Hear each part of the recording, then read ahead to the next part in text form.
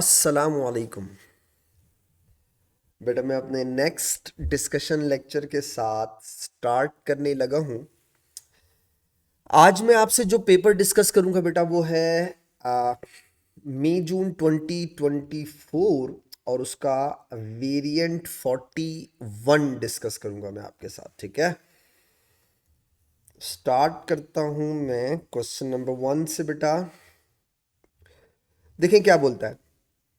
Describe the trend in the solubility of hydroxide. Solubility of hydroxide और क्या क्या दिया हुआ है, मैग्नीशियम, कैल्शियम और स्ट्रोंटियम। ये तीनों ग्रुप 2 के हैं बेटा। मैं आपको छोटी सी एक बात याद दिला दूं जिससे आपको इंशाल्लाह आगे करने में आसानी हो जाएगी इसको सॉल्व करने में। देखो, ग्रुप 2 में top to bottom solubility of hydroxide increases और या ऑक्साइड इंक्रीजेस और सॉलिबिलिटी ऑफ सल्फेट डिक्रीजेस। ठीक है, तो मैग्नीशियम सबसे ऊपर होता है, कैल्शियम उसके नीचे होता है, स्ट्रोंटियम उससे नीचे होता है। तो इसका मतलब है सबसे ज़्यादा सॉल्युबल स्ट्रोंटियम ऑक्साइड होगा और सबसे लीस्ट सॉल्युबल मैग्नीशियम ऑक्साइड होगा, टॉप टू बॉटम। इसने लिखा एक्सप्लेन योर आंसर। देखो बेटा, एक्सप्लेन में मैंने आपको याद होगा लेक्चर के अंदर सॉल्युबिलिटी ऑफ सल्फेट के अंदर हाइड्रेशन लैटिस दोनों डिक्रीज होती हैं या दोनों लेस एक्सोथर्मिक हो रही होती हैं टॉप टू बॉटम। लेकिन इन केस ऑफ सल्फेट आप कहते हैं हाइड्रेशन डिक्रीजेज मोर, जबकि in case of hydro oxide आप कहते हैं लैटिस डिक्रीजेज मोर। ठीक है, या वो डोमिनेंट फैक्टर होता है लैटिस हाइड्रोक्साइड के केस में, जबकि बेटा सल्फेट के केस में हाइड्रेशन डोमिनेंट फैक्टर होता है। ठीक है, और अगर किसी सब्सटेंस की enthalpy change of solution negative होगी तो वो चीज़ सॉल्युबल होगी, और अगर वो पॉजिटिव है तो वो चीज़ सॉल्युबल नहीं होगी। तो अगर ऊपर से नीचे सॉल्युबिलिटी बढ़ रही है, इसका मतलब ये हुआ टॉप टू बॉटम दो इंथैल्पी चेंज ऑफ सोल्यूशन है, it becomes more negative. I hope अगर आप को मेरी बातें याद आ गई हैं तो अच्छी बात है, वरना आप जस्ट एक दफ़ा लेक्चर से गो थ्रू कीजिएगा, आपको चीज़ें वापस से याद आ जाएंगी। तो मोस्ट सॉल्युबल में मैं लिखूंगा स्ट्रोंटियम हाइड्रोक्साइड, स्ट्रोंटियम हाइड्रोक्साइड, और लीस्ट सॉल्युबल में मैं लिखूंगा मैग्नीशियम हाइड्रोक्साइड। ठीक है, और कैल्शियम हाइड्रोक्साइड को बीच में लिख देंगे बेटा, दैट्स इट। अब ये हम इसको एक्सप्लेन कर देते हैं। ये ग्रुप 2 के हैं तो हम लिख सकते हैं solubility solubility of hydroxides, solubility of hydroxide increases down the group 2, down the group 2, because enthalpy change of solution becomes more exothermic या मोर नेगेटिव भी लिख सकते हैं। ठीक है, तो जो जितना ज्यादा एक्सोथर्मिक होगा उतनी ज्यादा सॉलिबिलिटी होगी, तो मोर एक्सोथर्मिक सही है। इट इज बिकॉज रीजन लिख देते हैं, 4 मार्क्स का है तो पूरी पूरी बातें लिख सकते हैं हम इसके अंदर। It is because down the group cationic radius increases both enthalpy change of lattice and enthalpy change of hydration decrease, but enthalpy change of lattice decreases more। ठीक है, तो आई होप आपको मेरी बात समझ में आ गई होगी, क्योंकि हम ये डिस्कस कर चुके हैं तो आपको कॉपी में भी ये चीज़ें मिल जाएंगी। Suggest the variation in the pH of saturated solution of hydroxide, magnesium, calcium और strontium। बेटा जाहिर बात है, जो जितना ज़्यादा सॉल्युबल होगा उतना ज़्यादा OH नेगेटिव आयन देगा, और OH नेगेटिव आयन जितनी देगा उतनी pH हायर होगी। तो हम एक्सप्लेन योर आंसर लिख सकते हैं बेटा। तो दो highest pH strontium, strontium hydroxide will have highest pH कितने मार्क्स का, 1 मार्क का। Highest pH because highest pH because of more number of hydroxide ions in aqueous solutions बेटा, ज्यादा सॉल्युबल है, ठीक है। नेक्स्ट देखिए क्या बोलता है पार्ट बी पे, barium hydroxide is a strong base. Strong base का मतलब होता है बेटा कंप्लीटली डिसोसिएट हो रहा है, ठीक है। 25 centimeter cube of solution of barium hydroxide with the pH 12.2 made by dissolving barium hydroxide in distilled water, ठीक है। Calculate the mass of barium hydroxide required to make this solution, show your working। देखो बेटा pH दी हुई है आपको, तो पहले हम लोग इसमें से पी ओ एच और ओ एच आइन निकाल लेते हैं, तो हमें इक्वेशन में पता चल जाएगी बात। जैसे फॉर एग्जांपल यहाँ याद रखिएगा, बेरियम हाइड्रोक्साइड एक स्ट्रॉन्ग अल्कली है ना, तो जब ये डिसोसिएट हो रही होगी तो ये देगी बेरियम 2 पॉजिटिव आइन और 2 O H negative ion. Strong alkali का मतलब कंप्लीटली डिसोसिएट हो गई, तो बेटा जो नंबर ऑफ मोल्स हाइड्रोक्साइड के होंगे उसके हाफ मोल किसके आ जाएंगे, बेरियम हाइड्रोक्साइड के। और अगर बेरियम हाइड्रोक्साइड के मोल्स आ गए बेटा तो हम उसका मास निकाल लेंगे, वो हमसे मास पूछ रहा है, ठीक है। तो हम सबसे पहले मोल्स ऑफ हाइड्रोक्साइड निकालते हैं कितने होंगे उसमें। लेट्स सी, पीएच आपको दी हुई है बेटा 12.2। स्टार्ट करता हूं, आप सबको पता है कि P H plus P O H बराबर होता है 14 के। पीएच आपको दी हुई है, पी ओ एच निकाल लें, तो P O H is equal to 14 minus 12.2 हो जाएगी। 14 माइनस 12.2, ये आ गई मेरे पास 1.8 बेटा, 1.8। पी ओ एच आ गई 1.8 आ गई। हमें पता है P O H is equal to minus log concentration of O H negative ion के बराबर होता है। पी ओ एच आपके पास गिवन है, माइनस लॉग को वहां ले जाओ पावर बन जाएगा, तो concentration of O H negative ion आ जाएगी। ये आ गई कितनी आपके पास बेटा, 10 raise to power minus 1.8, 10 to power minus 1.8। ये मैं निकाल के दिखाता हूं आपको, concentration of O H negative ion. Let me calculate it for you बेटा, आप खुद से करें अच्छा, ठीक है। इसको मतलब मैं तो कर रहा हूं, आप अपने उससे करें इसको। ये हो जाएगा 10 रेज टू पावर माइनस 1.8, ठीक है। ये आ गया 0.01584 तो अगर मैं इसको राउंड ऑफ करूं तो ये मेरे पास आना चाहिए, तो राउंड ऑफ कर, राउंड ऑफ करके मैं लिख रहा हूं 0.01585 कर लेता हूं, 0.01585, ये आ गई मेरे पास, ठीक है बेटा। तो ये आ गई मेरे पास कॉन्सेंट्रेशन इन मोल पर डी एम क्यूब आ गई, ठीक है, ओ एच माइनस। ओके, आपके पास सॉल्यूशन कितने सेंटीमीटर क्यूब का है बेटा, 250 सेंटीमीटर क्यूब का है। तो ये आपके पास कॉन्सेंट्रेशन आ गई, यानी सी आपके पास गिवन है, तो आप मोल्स निकाल लें। मोल्स कैसे निकालेंगे, एन बराबर होता है सी इंटू वी के। नंबर ऑफ मोल्स निकालने हैं आपके ओ एच आइन के, तो निकाल लें। कॉन्सेंट्रेशन आपके पास है 0.01585 और आपको v कितना दिया हुआ है 250। 250 का मतलब हो गया 0.25 डी एम क्यूब। ये आ गया आपके पास moles of O H minus, तो मैं मल्टीप्लाई करता हूँ 0.25 से बेटा, मेरे पास मोल्स ऑफ हाइड्रोक्साइड आ गए 3.96 into 10 raise to power minus 3, ये मोल्स आ गए मेरे पास ओ एच आइन के। अब आप देखें 2:1 का रेशो है, ठीक है, 2:1 का रेशो है। तो अगर ये 1 और ये 2 है और ये 3.96 इंटू 10 टू पावर माइनस 3 है, तो इसके मोल्स x हो जाएंगे बेरियम हाइड्रोक्साइड के। जो भी कुछ आया उसको मैं डिवाइड बाय 2 कर रहा हूँ, ठीक है। मैंने कहा डिवाइडेड बाय 2, मेरे पास आ गया 1.98, 1.98 10 रेज टू पावर माइनस 3, ये मोल्स आ गए मेरे पास किसके, बेरियम हाइड्रोक्साइड के।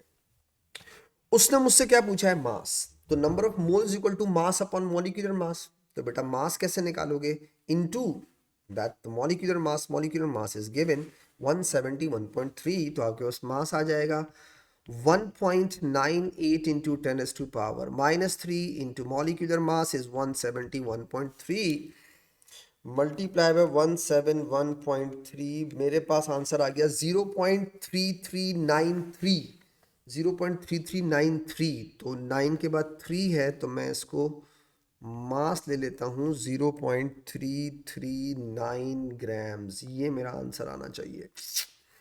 आप अपना आंसर खुद चेक कीजिएगा। मैं आपको हमेशा बोलता हूँ बेटा कि कैलकुलेटर वाला काम ना आप एक दफ़ा खुद से ज़रूर किया करें। हो सकता है मेरी कैलकुलेशन में थोड़ा कभी कभी ओवर कॉन्फिडेंट हो जाता हूँ, चीज़ें गड़बड़ कर दूँ, ठीक है, तो ज़रा ख्याल रखिएगा। नेक्स्ट देखिएगा बेटा, ये हो गया पार्ट बी। सी पे आता हूँ। The solubility of iron two hydroxide is this. Solubility का मतलब होता है एक्स, बहुत दफ़ा बता चुका हूँ आपको, ठीक है। Iron hydroxide, iron 2 hydroxide is 5.85 10⁻⁻6 मोल पर डीएम क्यूब एट 298 केल्विन यानी 25 डिग्री सेंटीग्रेड पे, ठीक है। Right and the expression for the solubility product of FeOH taken twice. Solubility product की एक्सप्रेशन लिखनी है।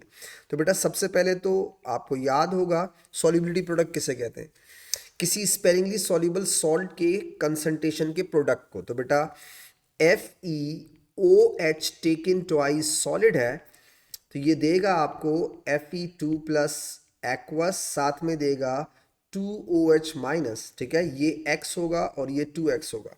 तो अगर KSP की एक्सप्रेशन लिखनी है तो आपको लिखना चाहिए आयरन 2 पॉजिटिव और OH नेगेटिव, कोफिशिएंट को पावर बना दो, ये हो गई एक्सप्रेशन।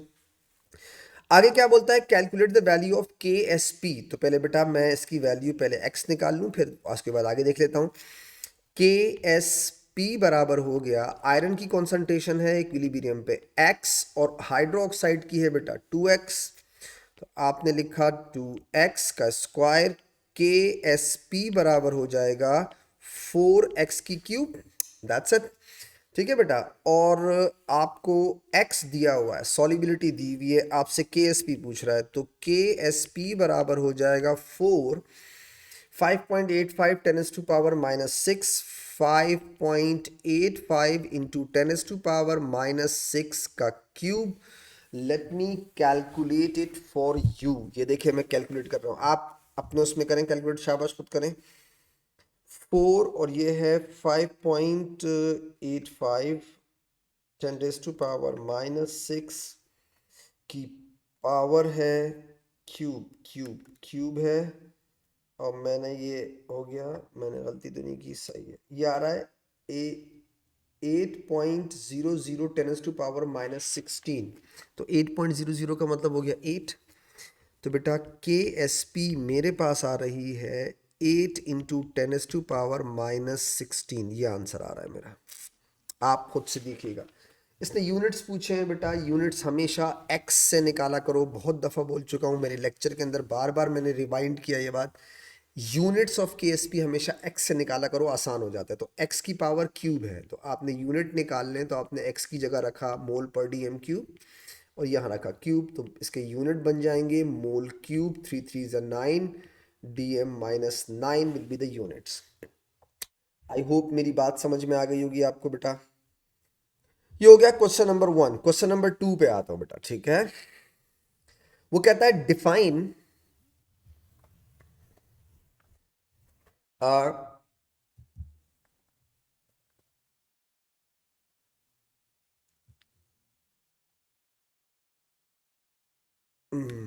आई थिंक स्क्रीन में कुछ गड़बड़ हो गई थी, खैर। तो बेटा क्वेश्चन नंबर 2 पे आता हूँ। Define transition element. बेटा एलिमेंट सिंपल डेफिनेशन पूछ रहा है, आई होप सबको आती होगी। कोई भी ऐसा एलिमेंट जिसका मिनिमम एक ion partially field D orbital के साथ हो। तो एलिमेंट्स, सिंपल डेफिनेशन है बेटा, elements which have minimum one ion with electronic configuration of with electronic configuration of partially filled d orbital. Partially filled d orbital, कोई भी एक ऐसा हो जिसका मिनिमम एक ion partially filled d orbital से हो. Explain why transition elements can form complex design. बेटा ये बात आपको याद होगी जब हमने बताया था कि इनको अपनी स्टेबिलिटी के लिए एक्स्ट्रा डेटिव बॉन्ड्स बनाने पड़ते हैं. ठीक है, तो explain why transition elements can form complex sign because of the availability of और एक्सेसिबल डी ऑर्बिटल की अवेलेबिलिटी. बेटा तो because they have accessible d orbitals to form bonds. सिंपल सवाल है अभी तक तो. The 3d orbital in an isolated silver ion are degenerate. Degenerate का मतलब होता है same energy orbital. Define the degenerate orbital. बेटा same energy orbital. Again एक एक मार्क के सवाल. Same energy orbitals.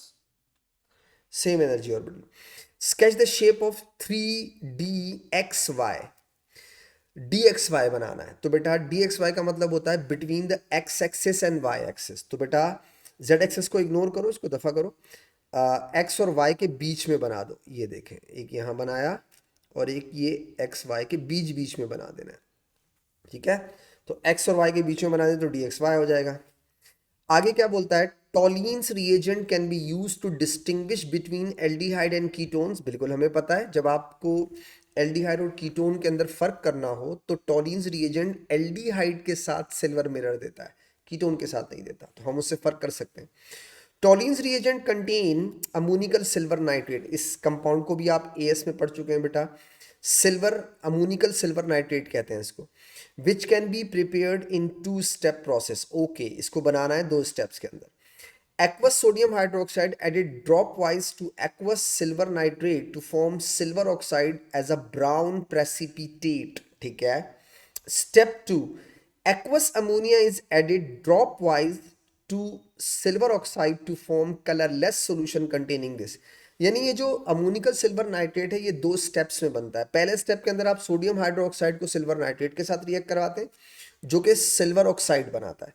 फिर सिल्वर ऑक्साइड एक्वस अमोनिया के साथ रिएक्ट करके वो कलरलेस सॉल्यूशन देता है जिसे आप अमोनिकल सिल्वर नाइट्रेट कहते हैं. ठीक है, समझ में आ गई. कहता है construct equation for each of the steps in the preparation of this and this. Okay, अच्छा इस तरह के क्वेश्चंस को प्लीज उसी की इंफॉर्मेशन से सॉल्व किया करें और खामा में टेंशन मत लिया करें कि यार मैंने ये सवाल कभी किया नहीं, मैंने कोई भी क्वेश्चन बनाया नहीं. कोई बात नहीं, उसने आपको सारी इंफॉर्मेशन तो दे दी है ना. वो आपसे कह रहा है कि अगर हम, देखिएगा मैं करता क्या हूं, अगर हम सिल्वर नाइट्रेट को रिएक्ट करा दें सोडियम हाइड्रोक्साइड के सॉल्यूशन के साथ तो ये हमें दे देगा सिल्वर ऑक्साइड. यही बोला उसने, सिल्वर ऑक्साइड. ठीक है,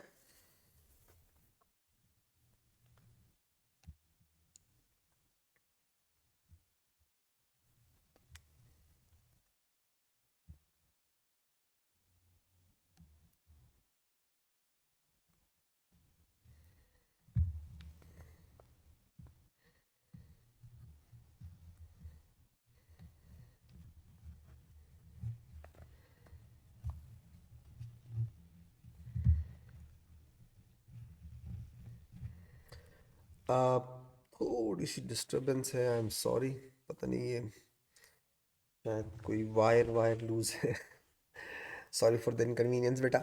okay, silver nitrate sodium hydroxide के साथ रिएक्ट करता है तो सोडियम ऑक्साइड देता है, उसने खुद कहा है. ठीक है, तो यहाँ 2 सिल्वर हैं तो मैं यहाँ 2 लगा के सिल्वर को बैलेंस कर देता हूँ. ठीक है, अब मेरे पास बच रहा है सोडियम और नाइट्रेट. ठीक है, तो मैं इसको सोडियम नाइट्रेट बना देता हूँ, NaNO3 बना देता हूँ. अब साथ में मेरे पास कुछ H बच रहे हैं, H. तो बेटा H से मैं वाटर बना सकता हूँ, that's it, H2O, that's it. Nitrate यहाँ दो लगाने से नाइट्रेट दो होगा ना, तो यहाँ दो और यहाँ दो लगा के नाइट्रेट बैलेंस हो जाएगा। और वाटर चेक कर लेते हैं, मेरे ख्याल से बैलेंस है। तो उसने कहा सिल्वर नाइट्रेट को सोडियम हाइड्रोक्साइड के साथ रिएक्ट कराओ, सिल्वर ऑक्साइड देता है, हमने बना दिया। प्लस क्या बचा, सोडियम नाइट्रेट, हमने बना दिया। अब वो H और O रिमेनिंग बच रहे हैं, उनसे वाटर बना दिया, दैट्स इट। आगे देखिएगा, स्टेप 2 में कह रहा है एक्वस अमोनिया। देखो एक्वस अमोनिया का मतलब होता है अमोनियम हाइड्रोक्साइड, ठीक है। एक्वस अमोनिया का मतलब होता है अमोनियम हाइड्रोक्साइड, तभी तो इससे ये हाइड्रोक्साइड बन रहे हैं। और अमोनियम हाइड्रोक्साइड का मतलब होता है अमोनिया प्लस वाटर, यानी एक्वस अमोनिया, दैट्स इट। ठीक है, इसको आपने किससे रिएक्ट करवाया, Ag2O के साथ। तो मैंने इस कॉन्सेप्ट से इसे आगे सॉल्व किया। मैंने कहा ammonia plus water is ammonium hydroxide और एक्वस अमोनिया। साथ में मैंने किसको रिएक्ट करवाया, Ag2O को। इसने क्या बनाया, उसने लिखा हुआ है खुद, आपका अमोनिकल सिल्वर नाइट्रेट। ये मैंने लिखा AgNH3 टेकन ट्वाइस बेटा और OH, दैट्स इट। अब यहाँ पे दो सिल्वर हैं तो यहाँ दो लगाना पड़ेगा ना, ताकि सिल्वर बैलेंस हो जाए, राइट। अब आते हैं बेटा, अमोनिया देखो कितने हो गए, 2 अमोनिया और 2 2 ज़ा 4 अमोनिया, यहाँ 4 लगाओ, अमोनिया बैलेंस हो जाएगा, ठीक है। That's it. अब चेक कर लेते हैं, आई थिंक सब बैलेंस है। जून जून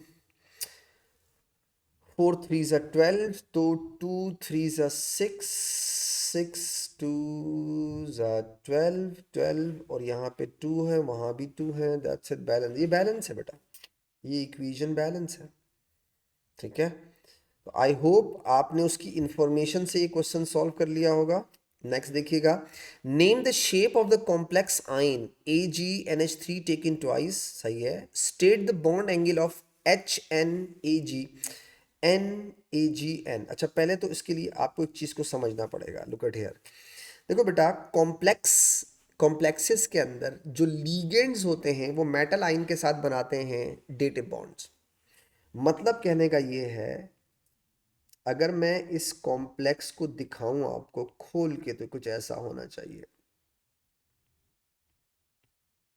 ये कुछ ऐसा होना चाहिए, ठीक है। ये बन गया, ठीक है। ऊपर चार्ज क्या है, प्लस। अब वो देखो, आपको समझने में आसानी हो जाएगी। वो कहता है HNAg, यानी कि ये वाला बॉन्ड एंगल बताओ। तो बेटा नाइट्रोजन के पास कोई लोन पेयर नहीं है, क्योंकि उसने डेटिव बॉन्ड में यूज किया हुआ है। तो 4 बॉन्ड्स विद 0 लोन पेयर का मतलब हो गया टेट्राहीड्रल। टेट्राहीड्रल का मतलब हो गया बॉन्ड एंगल 109। तो ये वाला हो गया 109 या 109.5 डिग्री। अब आ जाओ NAgAg, ये वाला, ठीक है। ये वाला बॉन्ड एंगल पूछ रहा है आपसे, तो बहुत आसान है। आप सिंपल ये देख लें बेटा कि इस वक्त सिल्वर आयन का कोऑर्डिनेशन नंबर क्या है, 2। तो अगर कोऑर्डिनेशन नंबर 2 हो तो बेटा शेप लीनियर होती है और बॉन्ड एंगल 180 होता है। तो कितना आसान हो गया, शेप बताएंगे कॉम्प्लेक्सेस में तो शेप में लिख देंगे लीनियर, ठीक है। और name the shape of the complex हो गया लीनियर। बॉन्ड एंगल अगर हम बताएंगे बेटा, तो बॉन्ड एंगल HNAg का होगा 109.5 डिग्री, और NAgN का हो जाएगा लीनियर, यानी कि 180। आई होप बात समझ में आ गई होगी। आगे देखें क्या बोलता है, an electrochemical cell uses silver oxide as positive electrode, ठीक है, and zinc as a negative electrode emerged in alkaline electrolytes, ठीक है। The overall cell reaction is shown, ठीक है। Complete the half equation for the reaction at each electrode, okay. अच्छा, पहले मैं थोड़ा सा ज़रा समझा दूँ ये इसने किया क्या है, ताकि आपको ज़रा चीज़ें समझ में आ जाएं। ये हो गया एक इलेक्ट्रोड, ठीक है। अबे यार,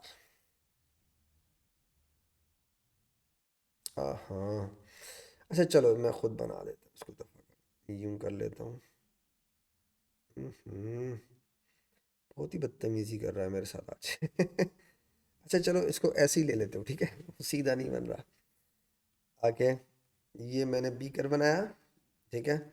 यहाँ मैं टाइम ज़ाया किए बगैर इसे मैं कह देता हूँ ये जिंक है, इसे मैं कह देता हूँ ये सिल्वर ऑक्साइड है।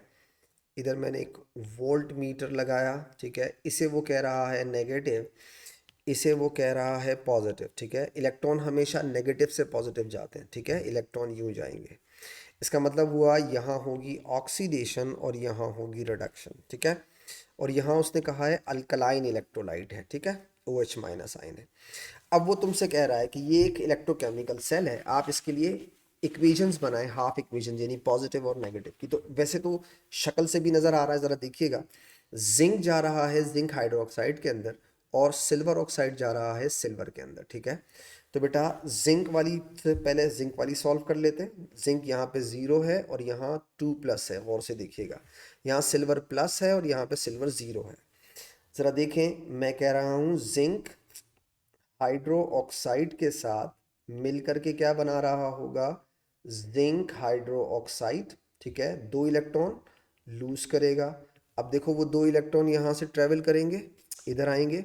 यहाँ क्या होगा, यहाँ पे रिडक्शन होगी, सही है। तो सिल्वर आयन इलेक्ट्रॉन गेन करके रिड्यूस होंगे। तो अब ज़रा देखिएगा यहाँ क्या हो सकता है। अब मेरे पास बचा क्या, सिल्वर ऑक्साइड, वाटर और सिल्वर। तो मैं इसको ऐसे लिख सकता हूँ, ये देखिएगा, सिल्वर ऑक्साइड है, साथ में वाटर बचा और ये क्या बना रहा है, सिल्वर, ठीक है। यहाँ 2 सिल्वर हैं तो यहाँ मैंने 2 लिखा। अब सवाल ये है कि बाकी चीज़ें क्या बनाएंगी, हाइड्रोक्साइड, तो साथ में हाइड्रोक्साइड बना लो, ये देखिएगा OH नेगेटिव, ठीक है। अब यहाँ पर अगर मैं देखूँ तो 2 इधर 2 लगाऊंगा, ठीक है, हो गया डन। तो अब ज़रा गौर से देखिएगा इसने कितने इलेक्ट्रॉन गेन किए हैं, ज़रा देख लीजिए। ये है +1 और ये है 0। तो बेटा +1 से 0 में गया, 1 इलेक्ट्रॉन गेन कर रहा है। और अगर 2 सिल्वर हैं तो 2 इलेक्ट्रॉन गेन किए। तो इसका मतलब है यहाँ रिडक्शन हुई है ना। तो मैं इसको ऐसे बनाता हूँ, ये देखिएगा +2 इलेक्ट्रॉन, लाइक दैट्स इट, हो गया। तो यहाँ पे हो गए, यहाँ पे हो गई ऑक्सीडेशन बेटा, ठीक है, उसने खुद कह दिया नेगेटिव है। यहाँ पे हो गई रिडक्शन। तो मैं 2 इक्वेशंस बना रहा हूँ, ज़रा देखिए जो मैंने बनाई है, मैं इसे यहाँ लिख देता हूँ। Silver oxide plus water plus 2 electron, और ये बना लेगा बेटा 2 सिल्वर और +2 OH नेगेटिव, ठीक है। जिंक के साथ देखिए, जिंक +2 OH नेगेटिव है।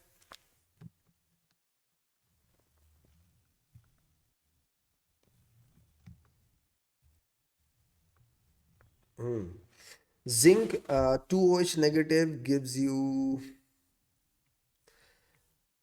zinc OH taken twice, सही है भाई, हो गया। और कितने इलेक्ट्रॉन लूज किए इसने, 2 बेटा।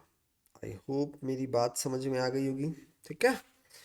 तो थोड़ा सा ट्रिकी सवाल है ये वाला, ठीक है। तो आपको मुझे कि ये बात समझ में आ गई होगी। दोस्तों ये जो हिंट्स दिए हुए नेगेटिव पॉजिटिव के, इससे काफ़ी वो मदद मिल जाती है। प्लस प्लस तो में ये भी समझ में आ जाता है रिडक्शन कहाँ हो रही है, ऑक्सीडेशन कहाँ हो रही है। जिंक 0 से +2 में जा रहा है, ऑक्सीडाइज हो रहा है। सिल्वर प्लस से 0 में जा रहा है, रिड्यूस हो रहा है, ठीक है।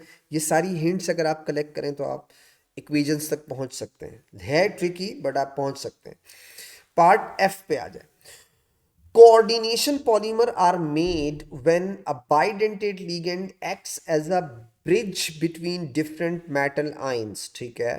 Under certain conditions, Ru3 plus aqueous and bidentate ligand DPS can form coordination polymer containing this। अब ये पॉलीमर चेन बना रहा है, याद रखिएगा, ठीक है। पॉलीमर की लंबी चेन बना रहा है। उसमें क्या किया इसने कि ये बाइडेंटेट ये वाला दिया हुआ है जिसको उसने DPS बोला हुआ है, और 4 उसमें क्लोराइड लगाए हुए। अच्छा, पहली बात तो यहाँ ये देखो, बाइडेंटेट का मतलब हो गया 2 pair of electron for dative bond. Chlorine monodentate होता है, 4 मोनोडेंटेट है, 1 बाइडेंटेट है। तो बेटा कोऑर्डिनेशन नंबर हो गया 6। कोऑर्डिनेशन नंबर हो गया 6 का मतलब हो गया ऑक्टाहीड्रल बेटा, शेप हो गई इसकी।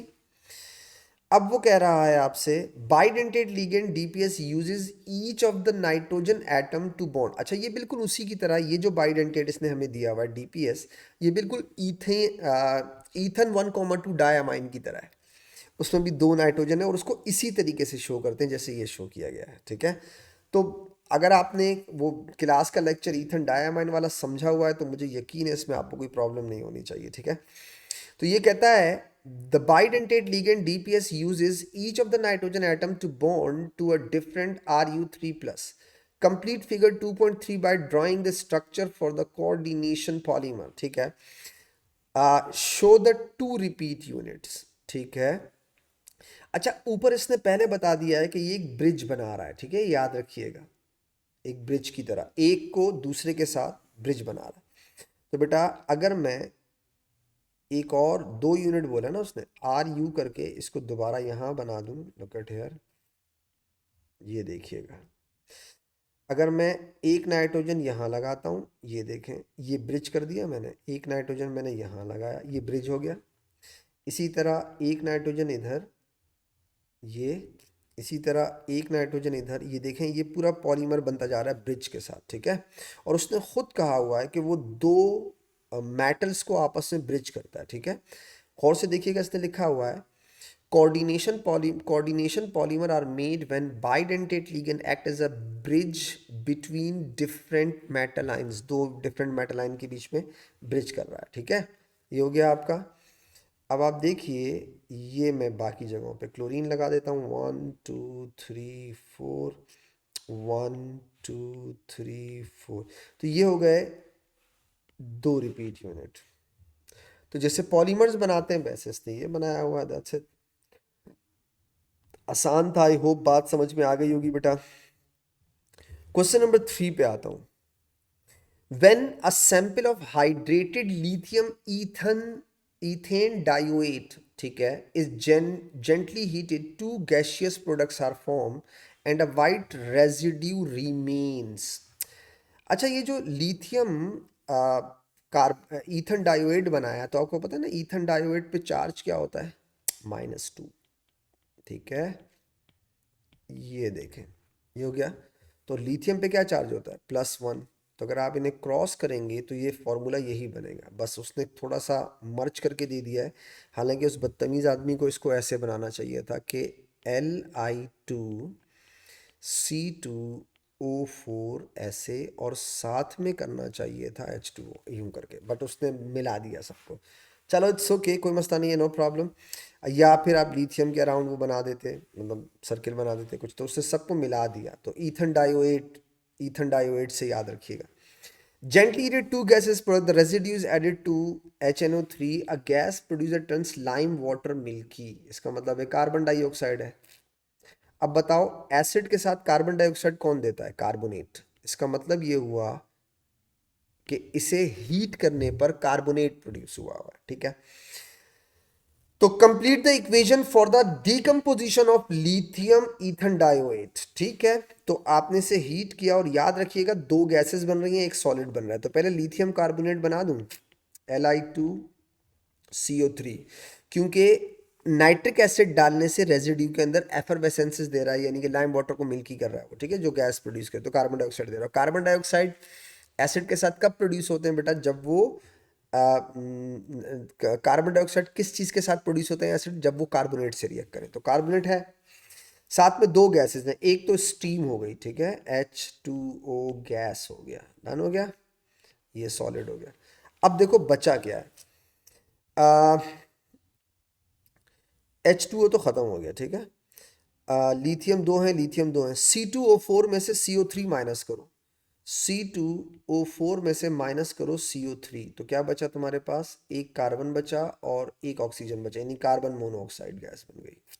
दैट्स इट, ठीक है। तो बैलेंस भी हो गई और हमारा रिएक्शन भी हो गया। तो मैंने क्या किया, उसमें से H2O को हटाया, Li2CO3 को हटाया, तो जो बचा वो CO था, मैंने कार्बन मोनोऑक्साइड गैस लिख दी। The trend in the decomposition temperature of the group 2 ethan dioate is similar to that of group 2 nitrate।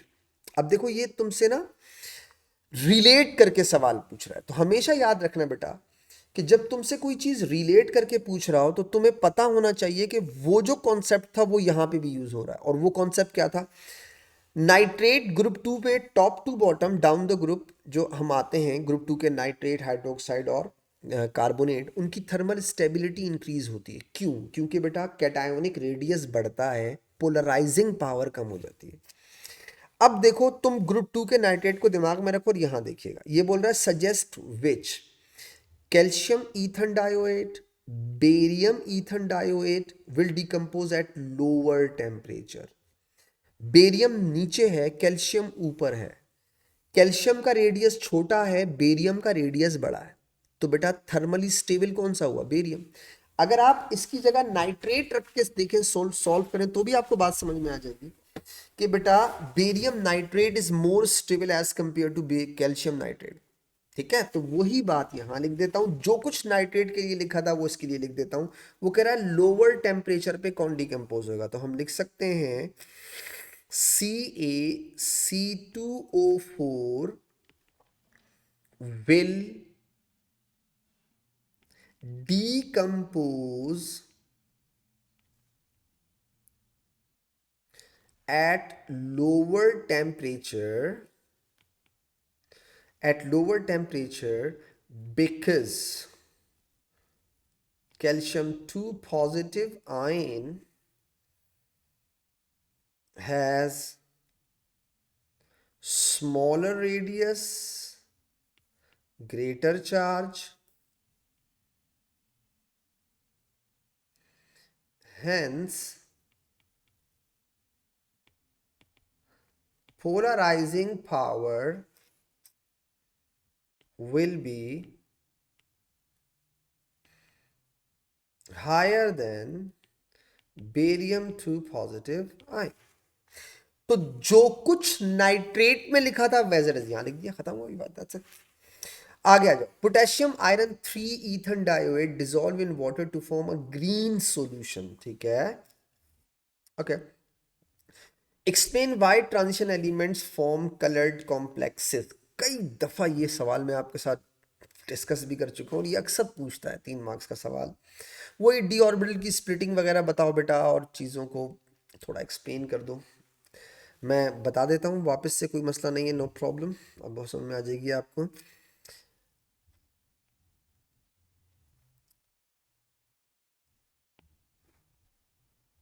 When, अच्छा वैसे इसे मैं लिख लिख के मैं खुद भी बोर हो गया हूँ, इतनी दफ़ा मैंने आपको पास पेपर में ये चीज़ें समझाई नहीं है। When ligands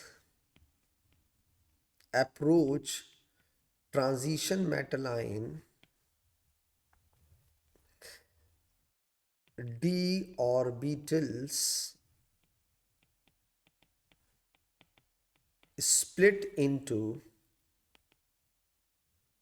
higher and lower energy. Electrons in lower energy orbitals may absorb certain frequencies from visible region, मतलब विब की ओर, and promoted to higher energy. Frequencies which are not absorbed will be seen as complementary color. तो बेटा ये इतनी बार आप class में भी कर चुके हैं, यहाँ भी कर चुके हैं। D, the anhydrous iron 3 compound K3FeC2O4 taken thrice decomposes on heating to form a mixture of K2FeC2O4 taken twice, K2C2O4 and CO2. Complete the equation for the decomposition of this. अच्छा, अब मैं इधर एक एक एक मेरा मशवरा है, वो याद रखिएगा बेटा। इस तरह के सवालों में ना जो ये 1 मार्क का सवाल बीच में किसी भी क्वेश्चन के बीच में कर देता है, बैलेंसिंग का या कोई छोटा मोटा ऐसा सवाल जिसमें टाइम लगता हो, उसको हमेशा एंड में सॉल्व करें। बहुत सारे बच्चे क्या करते हैं, चिपके रहते हैं कि नहीं जब तक मैं ये क्वेश्चन नहीं सॉल्व करूंगा तब तक मैं आगे नहीं बढ़ूंगा। गलत तरीका है, ऐसा नहीं करना चाहिए आपको कभी भी, ठीक है।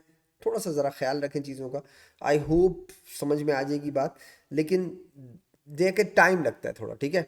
अब जैसे फॉर एग्जांपल हमें इस डिकम्पोजिशन इक्वेशन को बैलेंस करना है। अब इससे बहुत सारी चीज़ें जो चेंज हो रही हैं और जो बन रही हैं, जो अब जैसे रिएक्टेंट साइड पे देखें, पोटेशियम 3 है और प्रोडक्ट साइड पे पोटेशियम 4 है। बट अगर आप रिएक्टेंट साइड पे देखें तो C2O4 3 है और C2O4 3 प्रोडक्ट साइड पे हैं, बट उसमें से एक कार्बन डाइऑक्साइड बाहर निकला हुआ है। हाँ तो मुसीबत है ना।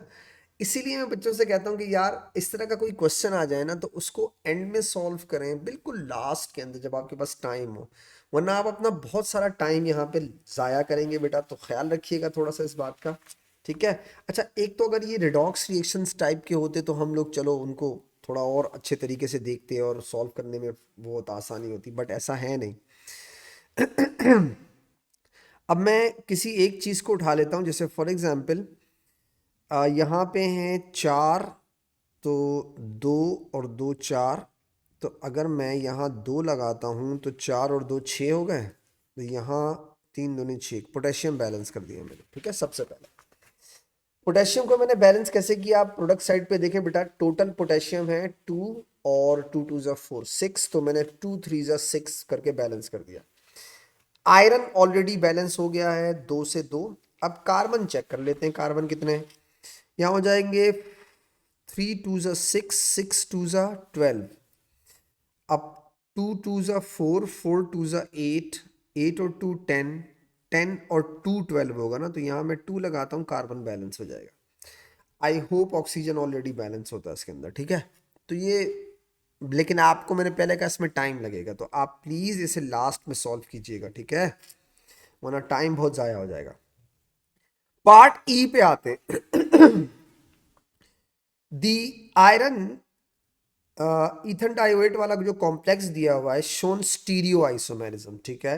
Complete the 3 dimensional structure. देखो बेटा बाइडेंटेट है और 3 है, तो इसका मतलब ये हुआ ऑक्टाहेड्रल स्ट्रक्चर होगा। ऑक्टाहेड्रल के अंदर बेटा याद है आपको कि 2 बॉन्ड्स टूवर्ड्स और 2 बॉन्ड्स अवे, ठीक है। ये ऐसे बना दें 2 बॉन्ड्स और डॉटेड लाइंस बना के अवे बना दें। ये देखिए बेटा, सबसे आसान आइसोमेरिज्म यही होती है,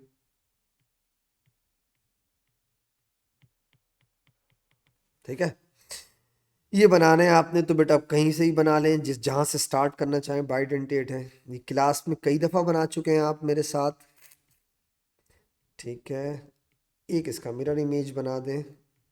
ये हो गए इसके ऑप्टिकल आइसोमर या स्टीरियो आइसोमर, ये बैक पे चले जाएंगे, ठीक है। तो ये आप इसकी प्रैक्टिस आप कई दफ़ा कर चुके हैं क्लास के अंदर भी, तो मुझे नहीं लगता इसमें ज़्यादा एक्सप्लेनेशन चाहिए आपको। Buffer solutions are used to regulate pH. Write 2 equations to describe how the solution containing HC2O4 ion acts as a buffer. अब यहाँ इसकी चालाकी देखें। बफर सॉल्यूशन में 2 चीज़ें देनी चाहिए, इसने एक दी हुई है, ठीक है। इसका मतलब ये हुआ इसमें एक चीज़ मिस है, और वो मिसिंग क्या चीज़ है आप इसकी शक्ल देख के ही बता सकते हैं। इसको चाहिए था ये पूरा सवाल देता तो ये H2C2O4 ये देता कि ये और ये solution as a buffer act करते हैं, दोनों मिलाओगे तो बफर होंगे। एक हो गया एसिड, एक हो गया उसका सॉल्ट। उसने चालाकी क्या की, एक ही दे दिया। हाँ, बस कोई ऑप्शन नहीं है, एक ही के साथ करेंगे। Solution when small amount of acid और अल्कली एडेड, तो आपने इस एक से ही सॉल्व करना है। वैसे उसको देना क्या चाहिए था, 2। तो यहां से आपको एक चीज और सीखने को मिल गई, क्या कि यार बफर सॉल्यूशन में वीक एसिड और उसका सॉल्ट होता है या वीक बेस और उसका सॉल्ट होता है। इसने इसमें ऐसा नहीं किया ताकि बच्चे कंफ्यूज हो जाएं। तो आई होप जैसा सवाल दे वैसा आंसर दे दें। अब जैसे फॉर एग्जांपल इसमें एक H तो अभी भी है ना, H2CO4 नेगेटिव, आप इसको H प्लस आइन के साथ रिएक्ट कराएं तो ये बनाना चाहिए H2C2O4। और अगर आप इसी को हालांकि ऐसा नहीं होता है। OH के साथ रिएक्ट कराएं बेटा तो ये OH और H मिलके वाटर बना लेंगे, ये हो जाएगा C2O4 2 माइनस प्लस H2O। ठीक है, तो आई होप आपको उसकी चालाकी इस क्वेश्चन में समझ में आ गई होगी। बफर सॉल्यूशन दो चीज़ों की कॉम्बिनेशन को बोलते हैं, उसने एक ही दिया हुआ है, आपको ख्याल रखिएगा। ठीक है, तो इस तरह की हरकत अगर करे तो खैर है, आप भी उसी तरह जवाब देते हैं उसको। A fuel cell is an electrochemical cell, ठीक है, that can be used to generate electrical energy by using oxygen to oxidize a fuel। ठीक है, Ethan dioic acid dissolve in an alkaline electrolyte being investigated as a fuel cell। The relevant standard electrode potential for the cells are shown। Use these equation to reduce the overall cell reaction। Calculate the E naught of the cell। Okay, पहली बात तो देखो बेटा, ई not values दी हुई है। Positive का मतलब हो गया रिड्यूस, रिडक्शन होगी, और नेगेटिव का मतलब हो गया ऑक्सीडेशन होगी। इसे आपने रिवर्स करना है। ठीक है, ऑक्सीडेशन रिवर्स बैकवर्ड में होगी, तो आपको स्टैंडर्ड सेल पोटेंशियल उसने पहले से दिए हुए, स्टैंडर्ड इलेक्ट्रोड पोटेंशियल दिए हुए उसने। अच्छा, इन दोनों को मर्ज करेंगे तो ओवरऑल इक्वेशन बनेगी ना, लेकिन ओवरऑल इक्वेशन बनाने से पहले आपको उनमें नंबर ऑफ इलेक्ट्रॉन बैलेंस करने चाहिए। तो आपको नीचे वाली इक्वेशन को फ्लिप भी करना चाहिए और मल्टीप्लाई बाय 2 भी करना चाहिए। ठीक है, तो ये हो जाएगा O2 plus 2H2O plus 4 electron gives you 4OH negative, और नीचे वाली इक्वेशन को आपने फ्लिप किया और मल्टीप्लाई बाय 2 भी किया। ठीक है, तो 2 गिव्स यू 4CO2 और ये हो जाएगा 4, मल्टीप्लाई बाय 2 भी कर दिया, फ्लिप भी कर दिया। अब आप इसकी ओवरऑल इक्वेशन बना सकते हैं। That's it. ये देखिए, इलेक्ट्रॉन से इलेक्ट्रॉन कैंसिल किया, और कुछ कैंसिल हो रहा है? नहीं हो रहा। बस लिख दो, क्या बनेगा बेटा, ये देखिएगा, यहाँ आएगा आपके पास O2 plus 2H2O plus 2C2O4 2 negative gives you 4OH negative plus 4CO2। ये हो गया। E naught of the cell निकालना है, तो E naught is equal to ER माइनस EL। ई नॉट निकालना है बेटा, तो निकाल लेता हूँ मैं। रिडक्शन हो रही है 0.4 minus minus 0.59। Late me calculate it for you. 0.4 minus minus 0.59 बेटा, मेरे पास आंसर आ रहा है 0.99 वोल्ट आ रहा है। ठीक है, तो ये सिंपल सा एक क्वेश्चन दिया था। अच्छा, मुझे ये जो क्वेश्चन है इसकी मुझे कुछ समझ नहीं आई। पहले ट्रांजिशन एलिमेंट दे दिया, बीच में बफर डाल दिया, फिर बीच में इलेक्ट्रोलाइट डाल दिया। मतलब एग्जामिनर की कोई मेंटालिटी कुछ समझ नहीं आई मुझे, हो किया क्या उसने। तो आई होप आपको मेरी बात समझ में आ गई होगी बेटा। मैंने आपके साथ 3 क्वेश्चन डिस्कस किए। इंशाल्लाह अपने नेक्स्ट डिस्कशन लेक्चर में आपसे मज़ीद क्वेश्चन डिस्कस करूंगा। आई होप मेरी डिस्कशन से आपको फ़ायदा हो रहा होगा। इंशाल्लाह नेक्स्ट डिस्कशन लेक्चर में आपसे वापस मुलाकात करूंगा। तब तक के लिए इजाज़त दीजिएगा, दुआओं में याद रखिएगा बेटा। अल्लाह हाफिज़।